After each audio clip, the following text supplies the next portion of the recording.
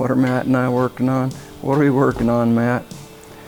Turn that hand back over. Flatten it out just a little more till it just skates. See that? I'm sharing some of my obsessive compulsive techniques with Matt.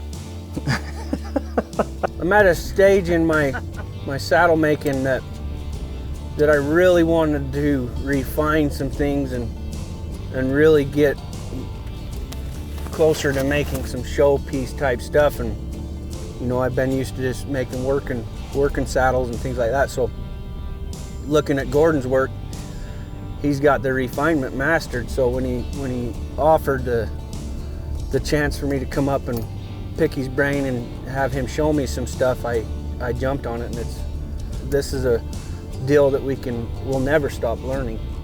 You should invest in your skills, invest in yourself so you can be better. Right.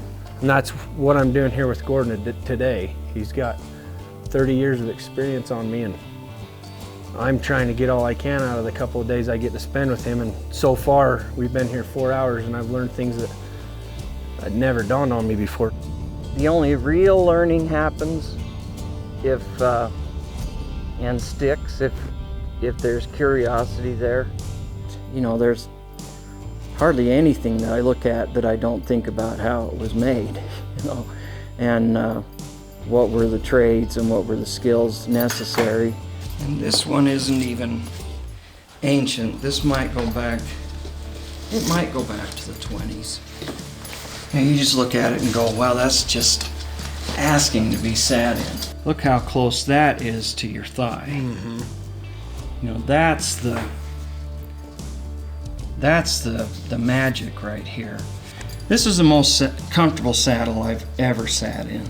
It was like, I mean, a rocking horse moves more, you know, because it's traveling on those rockers. You know, it was just like, it was so much fun. And that's because the saddle put me where I needed to be. Yep. And all these other disciplines, we can learn from them. And there's a lot of places to look besides just other saddle makers. And the past is a pretty good place to start. It's a pretty good place to look. But I'd say that the best old world skills that I've learned came from old texts or watching people that it was their job to keep the history alive.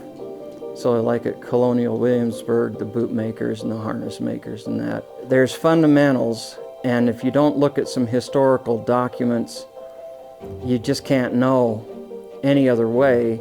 You know, there's some really old harness makers texts that will talk about thicknesses of leather, so how many stitches per inch, what kind of awl, how many cords in the linen twist, what size thread, basically. And that is a firm footing. But making a tight, clean saddle with all the layers sitting right, that's, yeah, where do you go? But there's no textbook, there's no tests, there's no assignment, and there's no critique after. You want to excel at what you're doing, but where do you go, and will the place you go hold you to a high standard?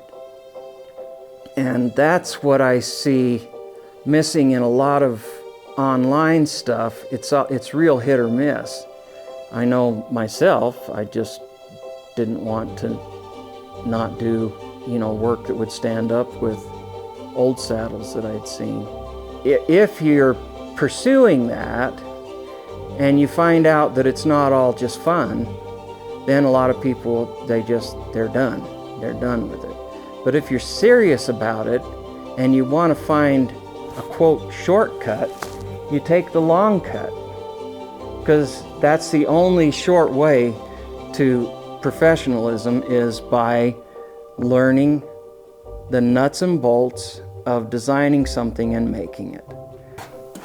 Look how even that's getting now. Would you have done any of this? I've used the Sureform on this. Would you have done any more to this before you put the seat on? I would have Sureformed it like this, but I wouldn't have taken it down to where you've had me take it down to, no.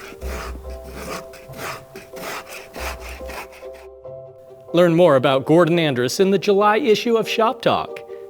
And begin your journey with world-class instruction today at alunatelier.com.